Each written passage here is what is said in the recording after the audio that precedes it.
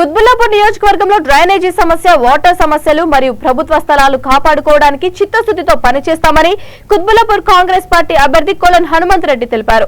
బాచిపల్లిలోని Congress party కార్యాలయంలో ఈ రోజు ప్రెస్ మీట్ నిర్వహించారు. ఈ సందర్భంగా ఆయన మాట్లాడుతూ కుత్బుల్లాపూర్ లో రోడ్లు గుంతలమయం అవ్వడంతో గతంలో బాచిపల్లి రెడ్డి ల్యాబ్స్ దగ్గరలో తండ్రి కూతురు బస్ కింద పడిన ఘటనను గుర్తుంచుకోవాలన్నారు. పిల్లలు స్కూల్ కి వెళ్లాలి అంటే రోడ్లపైన సాహసం చేయాల్సిన దుస్థితి ఏర్పడిందన్నారు. దేవేందర్ నగర్ పేట్, బషీరాబాద్ లలో ప్రభుత్వ స్థలాలు కబ్జాకు గురయ్యాయని, కాంగ్రెస్ పార్టీ అధికారంలోకి కబ్జాలకు గురైన ప్రభుత్వ స్థలాలను కాపాడి పేద ప్రజల అభివృద్ధికై చిత్తశుద్ధితో పనిచేస్తామని పేర్కొన్నారు. ఈ కార్యక్రమంలో కాంగ్రెస్ పార్టీ నాయకులు, కార్యకర్తలు పాల్గొన్నారు. రోడ్స్, డ్రైనేజ్, వాటర్ ఇవి కనీస అవసరాలైనటువంటి ఇవి కూడా ఈ ప్రభుత్వం ప్రొవైడ్ చేయలేకపోయింది. కుత్బుల్లాపూర్ నియోజకవర్గంలో ముఖ్యంగా మనం ఒకసారి నిజాంపేట మున్సిపల్ కార్పొరేషన్ గురించి మాట్లాడితే, ప్రగతి నగర్ గ్రామ పంచాయతీగా ఉన్నప్పుడు మంచి రోడ్స్, వాళ్ళు నీళ్ళు కూడా వాళ్ళే డబ్బులు కట్టి నీళ్ళు తెచ్చుకొని ఆ కాలనీకి, ఆ గ్రామ పంచాయతీకి బెస్ట్ గ్రామ పంచాయతీ అని అవార్డు కూడా వచ్చింది. స్టేట్లోనే ఒక బెస్ట్ గ్రామ పంచాయతీ. అటువంటి గ్రామ పంచాయతీని నిజాంపేట్ మున్సిపల్ కార్పొరేషన్లో అయిన తర్వాత, ఈ టీఆర్ఎస్ ప్రభుత్వం వచ్చిన తర్వాత మొత్తం దాని రూపురాకలే మార్చేసింది. ఎక్కడ కూడా రోడ్స్ సరిగ్గా లేవు. డ్రైనేజ్లో పడి ఒక పిల్లోడు కొట్టుకుపోయింది. అక్కడెక్కడో పడితే చెరువులో తేలింది.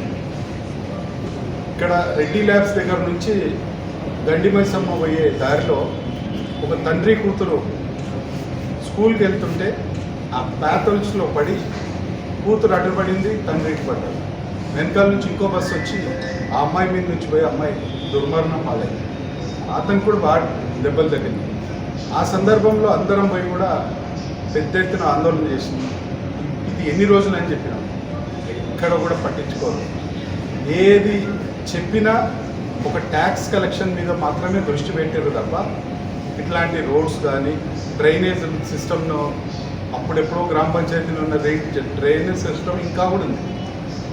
ఇప్పుడు మల్టీ స్టోరీడ్ బిల్డింగ్స్ వచ్చినా అప్పుడు తక్కువ జనాభా ఉన్నప్పుడు వేసినటువంటి డ్రైనేజ్ దాంట్లో నుంచి 60-70% ఎంగేజ్ నాణ్యత లేనటువంటి ఒక పనులు అక్కడ చేయడం వల్ల గతంలో మా నాయకుడు రేవంత్ రెడ్డి గారు చాలాసార్లు చెప్పారు, ఆ ప్రాజెక్ట్ ఏదైతే మీరు ఫాస్ట్గా కడుతున్నాం, గొప్పగా కడుతున్నాం అని చెప్తున్నారో అందులో నాణ్యత లేదు. చాలామంది ఇంజనీర్లు వచ్చి మాకు ఆఫ్ ద రికార్డ్ చెప్తా ఉన్నారు, మీరు దయచేసి అది చూడండి అని చెప్తే ఏదైనా చేసేద్దాం. మీరు ఈ ముఖానికి మీకేం తెలుసు, కేసీఆర్ పెద్ద ఇంజనీరు, కేసీఆర్ తెలివి ముందట మీ తెలివి ఎంత అన్నారు. ఇవాళ ప్రూవ్ అయింది. ఆ రోజు మేము చెప్పింది ఇవాళ ప్రూవ్ అయింది. కాబట్టి టీఆర్ఎస్ను అన్ని రకాలుగా ఫెయిల్యూర్స్ అన్ని బయటపడ్డాయి. టీఆర్ఎస్కు ఇంకా బ్యాడ్ డేస్. టీఆర్ఎస్ కూడా నెక్స్ట్ ఎన్నికల తర్వాత టీఆర్ఎస్ అనేది ఈ రాష్ట్రంలోనే ఉండదు. 59 జీవో అప్లై చేసుకోమని మీరే చెప్పారు. అప్లై చేసుకున్న తర్వాత వాళ్ళు ఎప్పుడో 20-30 ఏళ్ళ నుంచి కాంగ్రెస్ ఉన్నప్పుడు వాళ్ళకు ఇచ్చిన మీకు రిజిస్ట్రేషన్ చేస్తా, రెగ్యులరైజ్ చేస్తా అని చెప్పి 59 జీవో కింద పెట్టి 200 గజాల ప్లాట్ ఉంటే దాన్ని 30 లక్షలు 40 లక్షలు ఇప్పుడు యుద్ధ ప్రాతిపదికన ఇప్పుడు ఇమీడియట్గా కట్టు, లేకపోతే నేను కూలగొడతా అని చెప్పి జేసీబీ తీసుకొని పోతున్నారు తీసుకోవడానికి. ఇటువంటి ఏం రాజ్యం నడుస్తుంది? ఇంత ఆటవిక రాజ్యం ఎప్పుడన్నా ఉండేనా? కాబట్టి ఇవంతా మారాలి.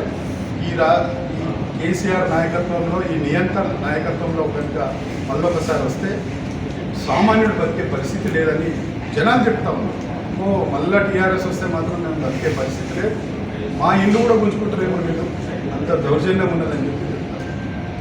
ఇంతసేపు తెలంగాణ మీద సొప్పు పెన్షన్ దేది అని చెప్తారు. 60% ఆఫ్ ద ఎలిజిబుల్ వాళ్ళకు పెన్షన్లు లేవు, రేషన్ కార్డు లేదు.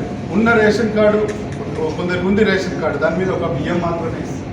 ఆ బియ్యం కూడా తినే పరిస్థితిలో లేని బియ్యం ఇస్తుంది. ఇవన్నీ కూడా మేము రేపు అధికారంలోకి వచ్చిన తర్వాత ఇవన్నీ చేయడంతో పాటు కుత్బుల్లాపూర్ నియోజకవర్గంలో పెద్ద నియోజకవర్గం కాబట్టి ల్యాండ్స్ ఉన్నాయి, కబ్జాల్లో ఉన్నాయి. ఆ కబ్జాల్లో ఉన్నాయన్నీ కూడా తీపిచ్చి వాటిని లీగల్గా బయటకు తీసుకొచ్చి ఒక 10,000 మందికి మేము అప్పుడు రాజీవ్ ప్రకల్ప ఇందిరమ్మ ఇల్లు ఎట్లా కట్టినామో అప్పుడు ఒక బెడ్రూమ్తో కట్టినాము, కానీ ఇప్పుడు 2 బెడ్రూమ్లతో G+3 ఆయనలాగా 9 అంతస్తులు 10 అంతస్తులు కట్టి లిఫ్ట్ పెట్టి అన్ని ఫెయిల్యూర్ స్కీమ్లు కాంగ్రెస్ పార్టీ తరఫున చేయం. G+3 కట్టి 10,000 మందికి కుత్బుల్లాపూర్ నియోజకవర్గంలో పేద వాళ్లకు, అర్హులైన వాళ్లకు, ఇల్లు లేనటువంటి వాళ్ళకి 10,000 ఇల్లు ఇప్పించాలి. మేము ఫీజు రీఎంబర్స్మెంట్ కూడా ప్రభుత్వం ఈసారి చాలా ప్రతిష్టాత్మకంగా పకడ్బందీగా అమలు చేసి 10,000 మంది పిల్లలు అట్లీస్ట్ కేవలం డబ్బు లేదన్న ఒకే ఒక కారణం చేత విద్యకు దూరం అవుతున్నటువంటి పేద వర్గాలను కూడా చదివిపియాలి. చదువుకున్నటువంటి వాళ్ళు ఇవాళ పని లేక రోడ్ల మీద తిరుగుతూ వాళ్ళు నిరాశ నిస్పృహలకు లోనవుతున్నటువంటి యువతను వాళ్ళకు ఉద్యోగ ఉపాధి కల్పించాలి. అది ప్రైవేట్ అయినా సరే, గవర్నమెంట్ అయినా సరే.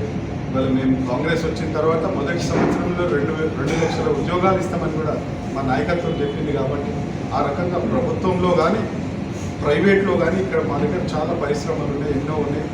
వాటిల్లో కానీ ఆ యువత అందరినీ కూడా వాళ్ళకి పని ఇప్పించే విధంగా రేపు కాంగ్రెస్ పార్టీ తరఫున మేము తప్పకుండా కృషి చేసి ఒక 30-40 వేల ఫ్యామిలీస్, పేద ఫ్యామిలీస్ ఎవరైతే ఇవాళ చాలా కష్టాల్లో ఉన్నటువంటి ఫ్యామిలీస్ని